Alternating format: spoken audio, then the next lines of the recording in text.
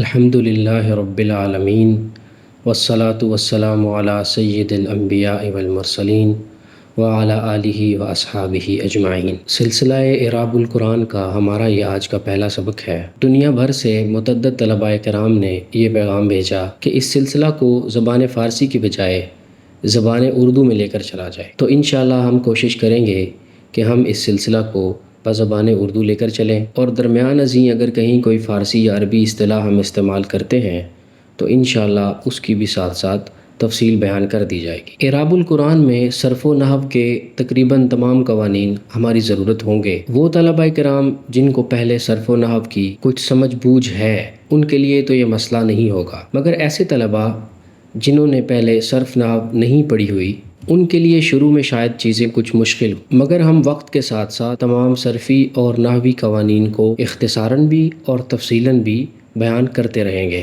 ہر سبق میں ہم 2-4 اصطلاحات اور 1-2 قوانین کو سمجھنے کی کوشش بھی کیا کریں گے۔ طلباء کرام سے گزارش ہے کہ وہ مصحف کے ساتھ ساتھ اپنے پاس ایک نوٹ بک بھی رکھیں تاکہ وہ ہر سبق کے نوٹس بنا لیا کریں۔ آج کے اس سبق میں ہم بسم اللہ الرحمن الرحیم کی ترکیب کو دیکھیں گے۔ بسم اللہ کی ویسے تو سینکڑوں ترکیبیں ممکن ہیں، مگر ہم یہاں غیر ضروری اتناب سے بچنے کے لیے فقط 16 ترکیبیں کریں گے اور پھر آگے بڑھیں گے۔ کچھ ترکیبوں میں یہ جملہ فعلیہ بنے گا اور کچھ ترکیبوں میں یہ جملہ اسمیہ بنے گا۔ پہلے ہم بسم اللہ کے کلمات کو انفراداً دیکھ لیتے ہیں، پھر ہم انشاءاللہ کلمات کا باہمی ربط جوڑ کر یہ جملہ مکمل کریں گے۔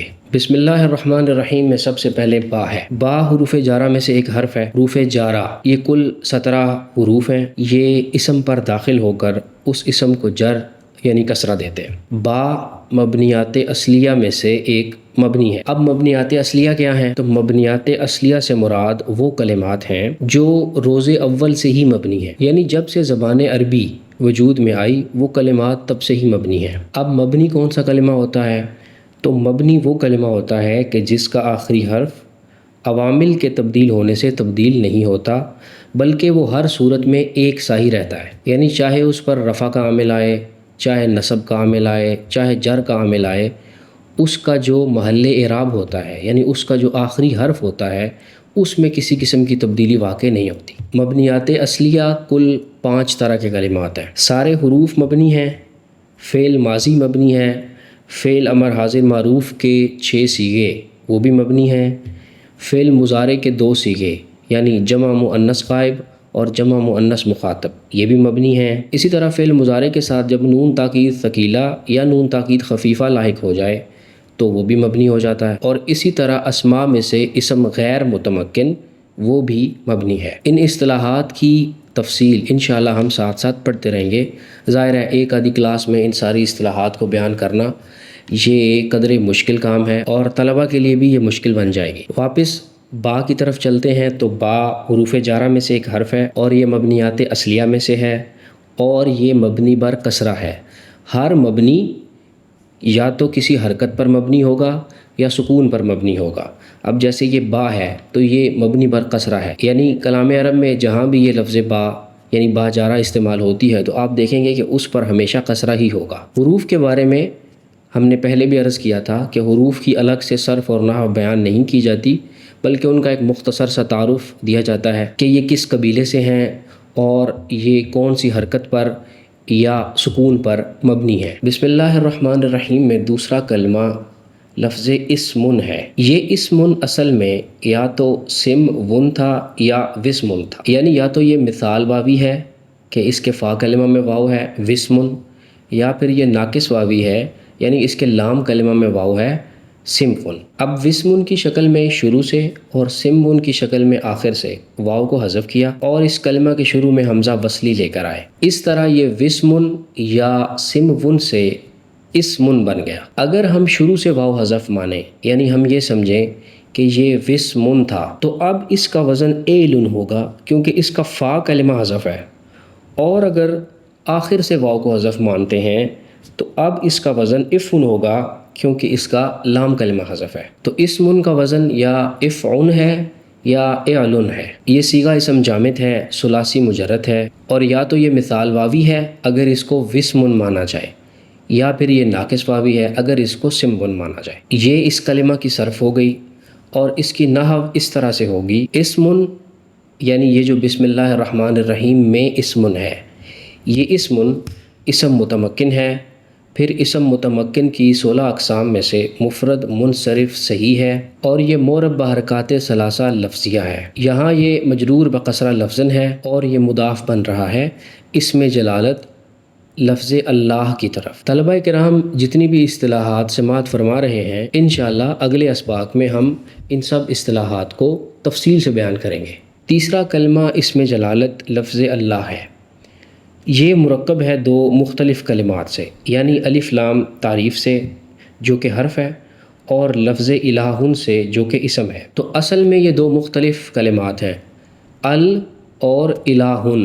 پھر درمیان والے حمزہ کو یعنی الہن کے حمزہ کو حذف کر دیا گیا اور الف لام کی لام کا الہن کی لام میں ادغام کیا گیا، تو یہ لفظ اللہ بن گیا۔ یہی وجہ ہے کہ اسم جلالت یعنی لفظ اللہ کے آخر میں تنوین نہیں پڑھی جا سکتی، کیونکہ اس کے شروع میں لفظ ال ہے، الف لام تعریف ہے، اور جس کلمہ کے شروع میں الف لام تعریف کا ہو اس کے آخر میں تنوین کا آنا ممنوع ہو جاتا ہے۔ چونکہ اب یہ کلمہ اسی طرح مرکب استعمال ہوتا ہے تو اس کی صرف بیان نہیں کی جاتی، ورنہ الگ الگ کر کے الہن کی صرف بیان ہو سکتی ہے۔ بہرحال لفظ اللہ کی انفرادی ترکیب یوں ہوگی کہ اللہ اسم جلالت، اسم متمکن، اور اسم متمکن کی 16 اقسام میں سے یہ پہلی قسم ہے، یعنی مفرد منصرف صحیح، اور یہ مورب بحرکات ثلاثہ لفظیہ ہے۔ مورب بحرکات ثلاثہ لفظیہ اس کا مطلب یہ ہے کہ اس کلمہ کا یعنی جس کلمہ کے بارے میں بھی ہم یہ کہیں گے کہ یہ مورب بحرکات ثلاثہ لفظیہ ہے، تو اس کلمہ کی جو تینوں حالتوں کا اعراب ہے، تینوں حالتوں سے مراد ہے حالت رفعی، حالت نصبی اور حالت جری، ان تینوں حالتوں میں وہ اعراب حرکت کی شکل میں ہوگا، یعنی زبر، زیر اور پیش، اور وہ حرکات لفظی بھی ہوں گی، تقدیری نہیں ہوں گی۔ لفظی کا مطلب آپ سمجھ رہے ہیں کہ ہم اس کو لفظوں میں ادا کریں گے، اور تقدیری کا معنی ہے خود سے اعتبار کرنا، جس کو عام اصطلاح میں ہم کہتے ہیں مقدر ماننا۔ اسم متمکن کی بہت ساری اقسام ہیں، ان میں سے کچھ اقسام جو ہیں ان کا اعراب بالحرکات ہے، کچھ کا اعراب بالحروف ہے۔ پھر وہ حرکات اور حروف وہ لفظی بھی ہو سکتے ہیں اور تقدیری بھی ہو سکتے ہیں۔ انشاءاللہ اس کو ہم آگے چل کر تفصیل سے دیکھ لیں گے۔ یہاں اس جملے میں لفظ اللہ یعنی اسم جلالت یہ مجرور ہے قصرہ لفظی کے ساتھ۔ کیوں مجرور ہے؟ چونکہ یہ لفظ اسم کا مضاف الیہ ہے، اور مضاف الیہ ہمیشہ مجرور یعنی مکسور ہوتا ہے، یعنی اس پر قصرہ پڑا جائے گا، یعنی زیر پڑی جائے گی، اسی لیے ہم اس کو یہاں بسم اللہ ہی پڑھ رہے ہیں۔ تو یہ جو لفظ اللہ پر قصرہ ہے یہ اس لیے ہے کہ یہ پیچھے آنے والے لفظ اسم کا مضاف الیہ ہے، اور مضاف الیہ ہمیشہ مجرور کہہ لیں، مکسور کہہ لیں، یعنی اس پر ہمیشہ زیر پڑی جاتی ہے، جر پڑی جاتی ہے اور قصرہ پڑا جاتا ہے۔ اب یہ لفظ اللہ پیچھے اسم کا مضاف الیہ بن رہا ہے، اور آگے آنے والے دو الفاظ یعنی الرحمن اور الرحیم کے لیے موصوف بن رہا ہے۔ چوتھا کلمہ بسم اللہ الرحمن الرحیم میں الرحمن ہے۔ الرحمن پر الف لام حرف تعریف ہے، اور یہ مبنیات اصلیہ میں سے ایک مبنی ہے، اور یہ مبنی بر سکون ہے۔ یہ جو ہم کہہ رہے ہیں کہ یہ حرف تعریف ہے، تو اس تعریف کو سمجھ لیتے ہیں۔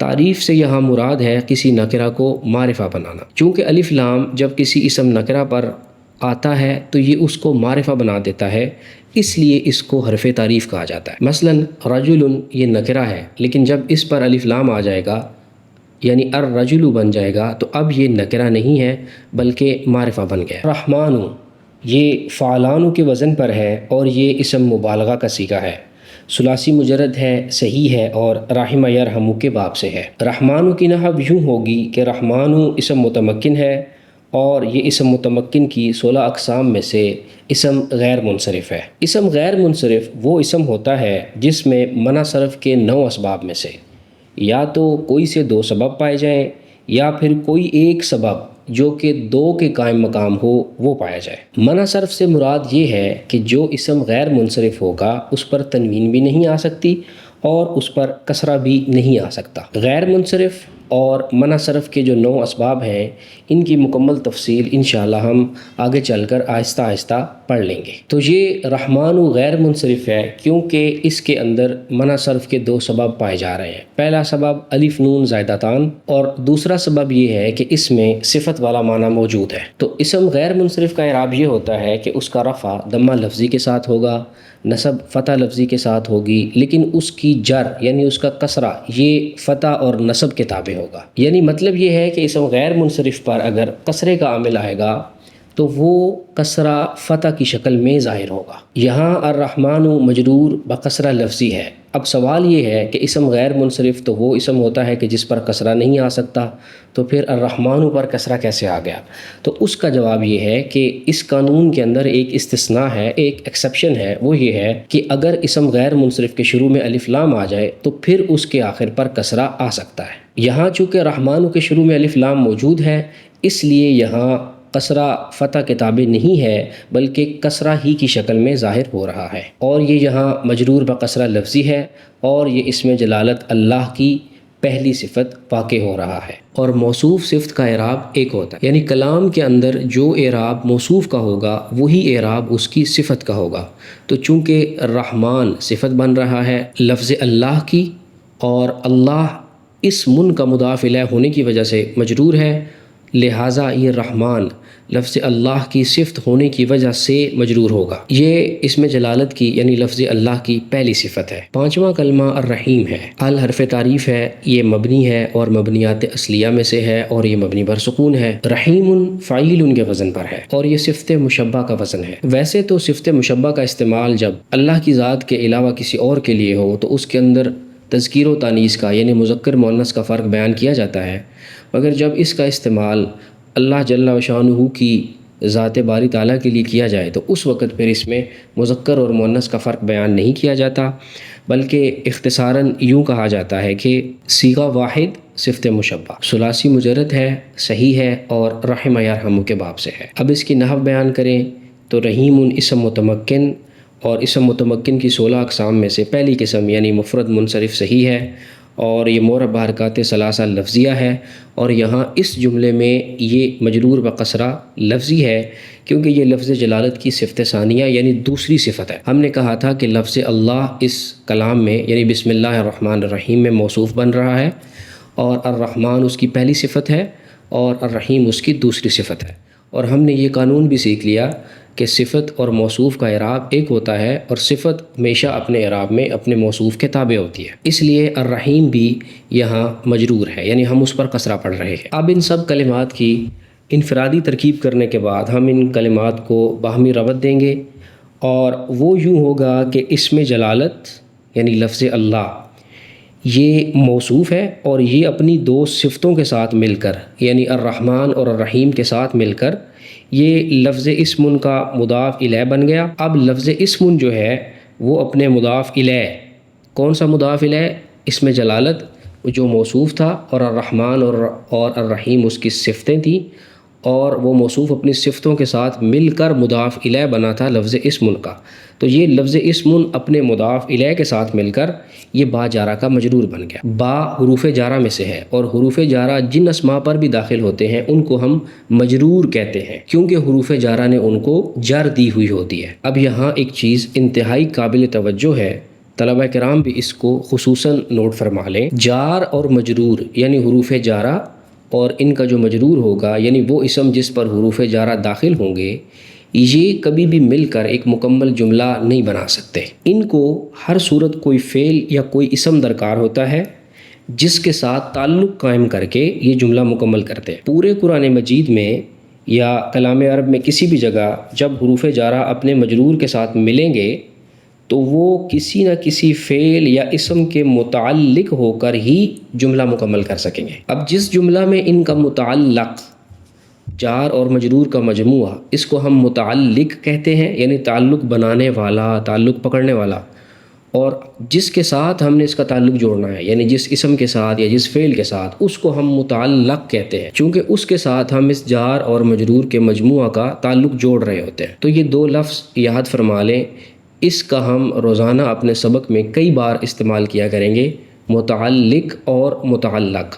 تو جار اور مجرور کا مجموعہ یہ متعلق بنے گا، اور جن کے ساتھ یعنی اسم کے ساتھ یا فعل کے ساتھ اس کا تعلق قائم ہوگا، اس کو ہم متعلق کے نام سے تعبیر کریں گے۔ اب جس جملہ میں ان کا متعلق لفظوں میں موجود ہو تو وہاں اس جار مجرور کے مجموعہ کو ہم ظرف لغو کہتے ہیں، اور جہاں لفظوں میں موجود نہ ہو اور ہم از خود اس کا اعتبار کریں، یعنی ہم اس کو مقدر مانیں۔ مدارس کی اصطلاح میں لفظ استعمال کیا جاتا ہے مقدر ماننا، تو جس کو ہم از خود مقدر مانیں وہاں پر ہم اس جار مجرور کے مجموعہ کو ظرف مستقر کہتے ہیں۔ اب یہ جو جملہ ہے یعنی بسم اللہ الرحمن الرحیم، یہاں متعلق لفظوں میں موجود نہیں ہے، نہ کوئی اسم ہے نہ کوئی فعل ہے، لہٰذا ہم اس متعلق کو مقدر مانیں گے۔ یہی وہ وجہ ہے کہ بسم اللہ کی سینکڑوں ترکیبیں ممکن ہیں، چونکہ لفظوں میں وہ متعلق موجود نہیں ہے، لہٰذا جب اس کو مقدر مانیں گے تو وہ بہت سی طرح کا ہو سکتا ہے، یعنی وہ مقدر فعل ہوگا یا اسم ہوگا، فعل ہوگا تو کون سا ہوگا اور کس باب سے ہوگا، پھر وہ مقدر یعنی جس کو ہم از خود وہاں مقدر مان رہے ہیں، اس کا اعتبار کر رہے ہیں تاکہ جار اور مجرور کا اس کے ساتھ تعلق قائم کر سکیں، تو وہ مقدم ہوگا یا مؤخر ہوگا۔ اب مقدم کا مطلب ہے کہ آیا وہ جار مجرور کے مجموعہ سے پہلے ہم اس کا اعتبار کر رہے ہیں کہ وہ یہاں پہلے ہے، یا ہم جار مجرور کے مجموعہ کے بعد اس کا اعتبار کر رہے ہیں کہ وہ پہلے نہیں ہے بلکہ آخر میں ہے۔ تو پہلے والی صورت میں اور ترکیب ہو جاتی ہے، یعنی اور کا مطلب ہے کہ ایک نئی ترکیب بن جاتی ہے، اور جس صورت میں ہم اس کو مؤخر مانیں گے تو وہاں ظاہر ہے کہ یہ ایک دوسری ترکیب ہے۔ تو اس طرح سے اس کی سینکڑوں ترکیبیں بہرحال ممکن ہیں۔ تو آج کے اس سبق میں 8 طرح کے مقدر آپ کے سامنے رکھتا ہوں۔ مقدر سے مراد یعنی وہ متعلق جس کا ہم از خود اعتبار کر رہے ہیں تاکہ ہم اس جار مجرور کا جو مجموعہ ہے، یعنی یہ جو با جارہ ہے اور پھر اس کے ساتھ جو اس کا مضاف الیہ ہے اسمن، اس کا تعلق ہم قائم کر سکتے۔ پہلا مقدر اشرعو ہو سکتا ہے، جس کا معنی ہے شروع کرنا۔ اشرعو افعالو کے وزن پر ہے، صیغہ واحد متکلم، فعل مضارع مثبت معلوم، ثلاثی مجرد، صحیح اسباب، شرع یشرع۔ اشرعو کی نحو بیان کریں تو یہ فعل مضارع صحیح مجرد از ضمائر بارزہ۔ فعل مضارع کی اعراب کے اعتبار سے 4 قسمیں ہیں، ان کو بھی ہم انشاءاللہ آگے چل کر تفصیل سے دیکھ لیں گے۔ تو پہلی قسم ہے صحیح مجرد از ضمائر بارزہ، یعنی وہ فعل مضارع جو صحیح ہو، یعنی اس کے لام کلمہ میں واو الف اور یا نہ ہو، اور وہ ضمائر بارزہ سے یعنی جو ضمیریں ہیں ان سے وہ خالی ہو۔ اس طرح کے فعل مضارع کا اعراب یہ ہوتا ہے کہ اس کا رفع ضمہ لفظی کے ساتھ ہوتا ہے، نصب فتح لفظی کے ساتھ ہوتی ہے، اور اس کی جزم، یہاں فعل مضارع میں جزم آ جائے گی کیونکہ فعل مضارع پہ جر نہیں آتی، جر صرف اسماء کے اندر ہوتی ہے، اور جب کہ فعل مضارع میں جر کی جگہ جزم آ جاتی ہے تو اس فعل مضارع کی، یعنی یہ جو ہم پہلی قسم کے فعل مضارع کی بات کر رہے ہیں جو صحیح ہو اور ضمائر بارزہ سے خالی ہو، مجرد ہو، اس کی جزم سکون لام کے ساتھ ہوتی ہے، یعنی اس کے لام کلمہ کو ہم ساکن پڑھتے ہیں۔ اور یہاں یہ مرفوع بضمہ لفظاً ہے، کیوں؟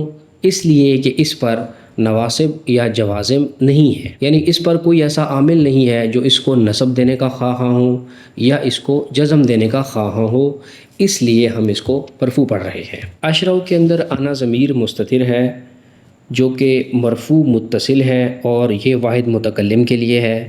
یہ اسم غیر متمکن کی جو اقسام ہیں ان میں سے ایک قسم ہے، یہ مبنی ہے اور یہ مبنی بر سکون ہے، اور یہ اشرعو کا فاعل بن رہا ہے۔ اب بسم اللہ کی پہلی ترکیب یہ ہوگی کہ اشرعو فعل اپنے فاعل انا کے ساتھ مل کر، اور وہ جو جار اور مجرور کا مجموعہ یعنی بسم اللہ الرحمن الرحیم ہے وہ اس کے متعلق ہو کر ایک جملہ بن جائے گا، یعنی فعل اپنے فاعل انا اور اپنے متعلق با اور اس کا جو مجرور ہے اس کے ساتھ مل کر یہ ایک جملہ فعلیہ خبریہ بن گیا۔ دوسری ترکیب میں ہم اشرعو کی جگہ ابدأ کو رکھ لیں گے، اس کا معنی بھی ابتدا کرنا، آغاز کرنا، شروع کرنا ہے۔ ابدأ افعالو کے وزن پر ہے، صیغہ واحد متکلم، فعل مضارع مثبت معلوم، ثلاثی مجرد، محموز اللام، اسباب، بدأ یبدأ، یعنی یہ بدأ یبدأ کے باب سے ہے۔ ابدأ کے اندر بھی انا ضمیر مستتر ہے جو کہ مرفوع متصل ہے اور یہ واحد متکلم کے لیے ہے۔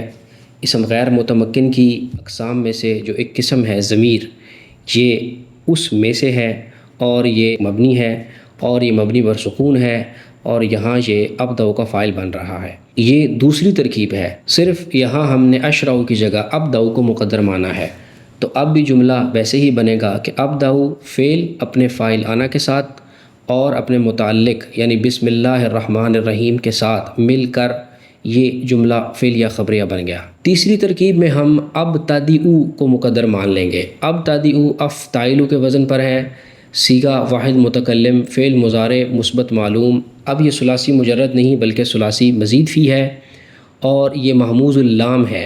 محموز اللام سے مراد وہ کلمہ کہ جس کے لام کلمہ میں حمزہ ہو، تو چونکہ اس کے لام کلمہ میں حمزہ ہے، اس کے حروف اصلیہ ہیں بد ان بر وزن فعل، تو لام کلمہ میں حمزہ ہونے کی وجہ سے یہ محموز اللام ہے اور یہ باب افتعال سے ہے۔ ابتدئ کے اندر بھی انا ضمیر مستتر ہے جو کہ مرفوع متصل ہے اور واحد متکلم کے لیے ہے۔ یہ بھی اسم غیر متمکن کی اقسام میں سے جو قسم ہے ضمیر یا ضمائر اس میں سے ہے، اور یہ یہاں ابتدئ کا فاعل بن رہا ہے۔ تو یہ ہم بسم اللہ الرحمن الرحیم کی تیسری ترکیب کر رہے ہیں، جہاں ابتدئ فعل اپنے فاعل کے ساتھ اور بسم اللہ الرحمن الرحیم جو جار مجرور ہے جس کو ہم متعلق کا نام دے رہے ہیں اس کے ساتھ مل کر یہ تیسرا جملہ مکمل ہو رہا ہے۔ سبق کے آغاز میں بھی ہم نے یہ بات سمجھی، میں دوبارہ عرض کر دیتا ہوں کہ جار اور مجرور کا مجموعہ کبھی بھی مکمل جملہ نہیں بنا سکتے، ان کو خام خواہ کسی متعلق کی ضرورت ہوتی ہے۔ اب چونکہ اس جملہ میں یعنی بسم اللہ الرحمن الرحیم میں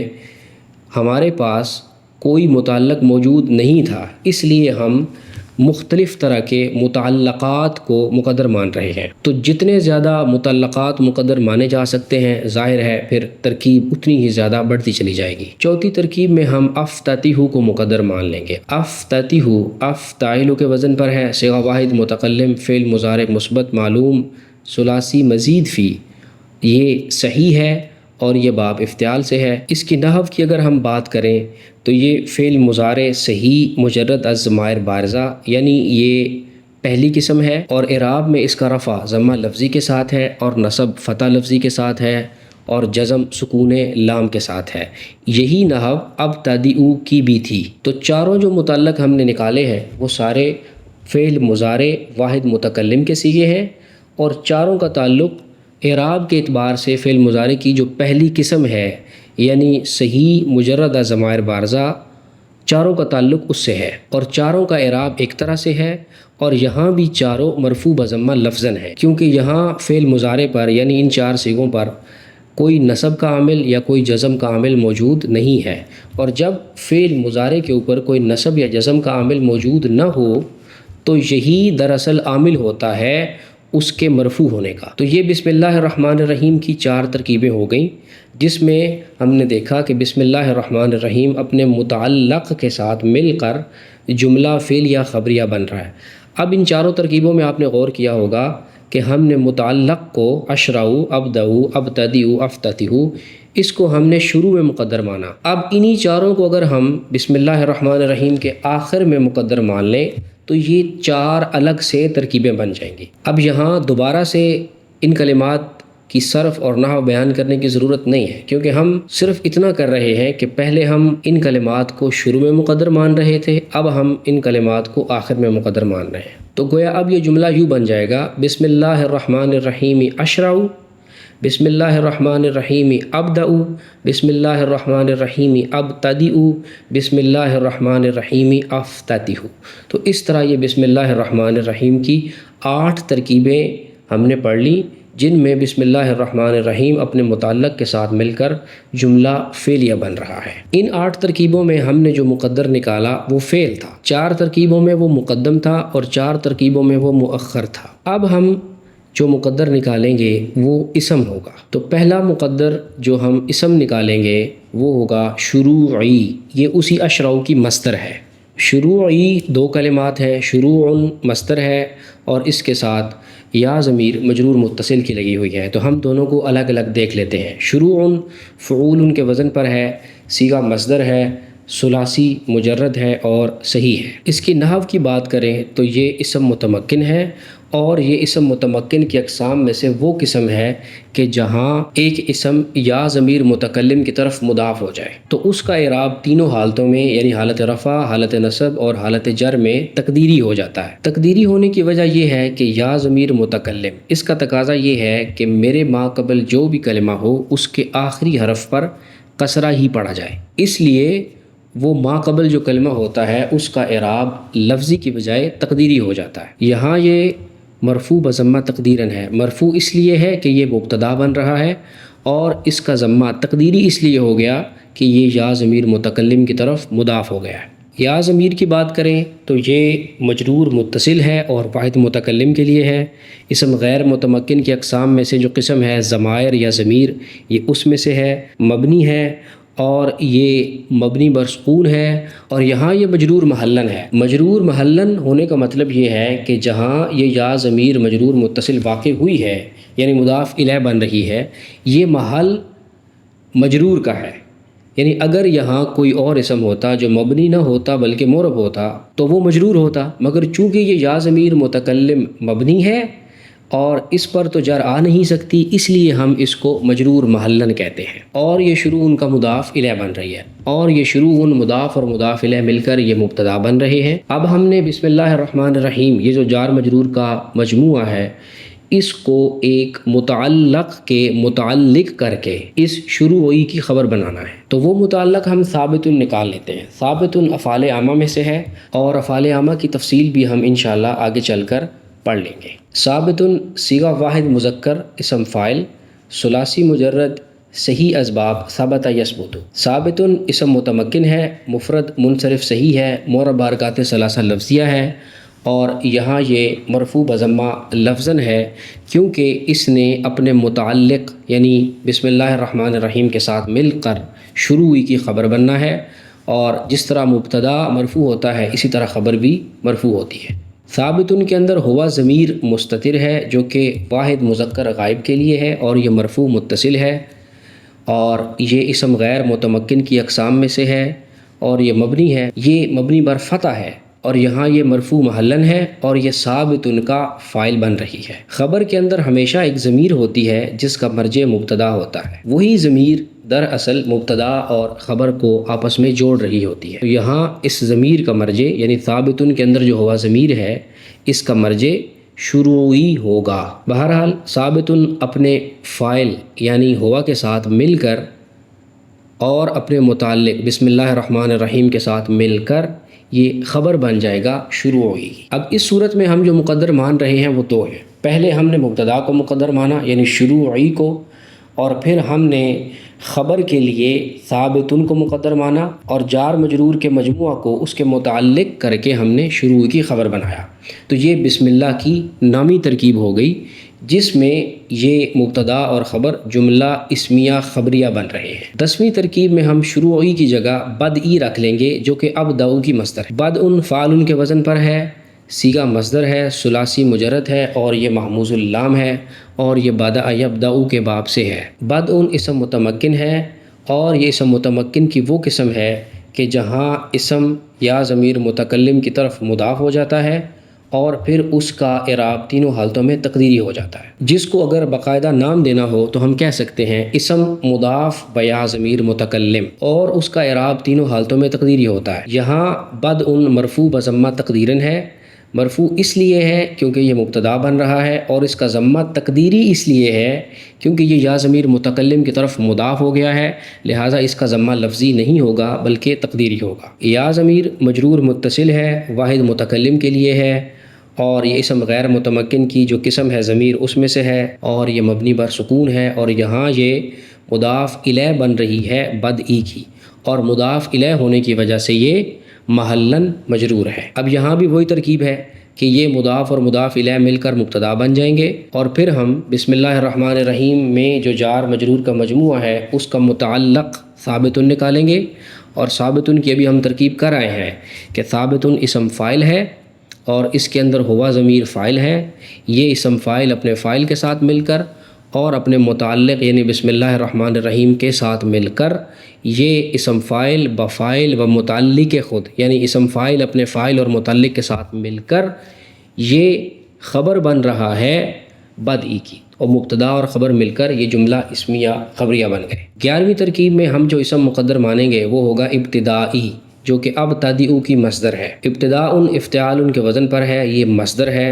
ثلاثی مزید فی کی، اور یہ محموز اللام ہے اور اس کا باب افتعال ہے۔ ابتدائی کی نحو بھی وہی ہے جو بدئی اور شروعی کی ہے، یعنی یہ اسم متمکن ہے اور یہ وہ قسم ہے کہ جہاں اسم یا ضمیر متکلم کی طرف مضاف ہو جائے، تو اس کا اعراب تینوں حالتوں میں یعنی حالت رفع میں، حالت نصب میں اور حالت جر میں تقدیری ہو جائے گا۔ یہاں بھی اس کا اعراب مرفوع بضمہ تقدیراً ہے۔ مرفوع اس لیے ہے کیونکہ یہ مبتدا ہے، اور تقدیری اس لیے ہے کیونکہ یہ یا ضمیر متکلم کی طرف مضاف ہو گیا ہے۔ اور ابھی ہم نے یہ بات پڑھ لی کہ وہ اسم جو یا ضمیر متکلم کی طرف مضاف ہو جائے اس کا اعراب تینوں حالتوں میں، چاہے حالت رفع ہو، حالت نصب ہو، حالت جر ہو، تقدیری ہو جاتا ہے۔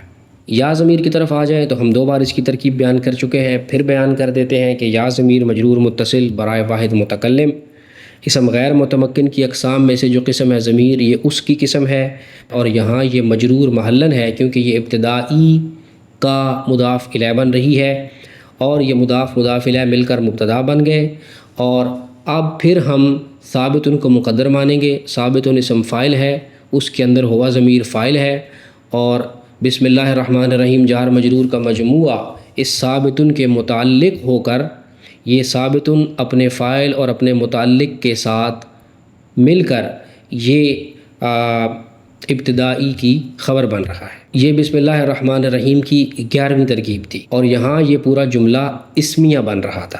12ویں ترکیب میں ہم افتتاحی کو مقدر مان لیں گے۔ افتتاح افتعال کے وزن پر ہے، صیغہ مصدر ہے، ثلاثی مزید فی ہے، صحیح ہے، اور افتعال کے باب سے ہے۔ افتتاحی کی نحو پھر سے وہی ہے کہ اسم متمکن ہے، اور یہ وہ قسم ہے اسم متمکن کی کہ جہاں اسم یا ضمیر متکلم کی طرف مضاف ہو جائے اور اس کا اعراب تینوں حالتوں میں تقدیری ہو جائے۔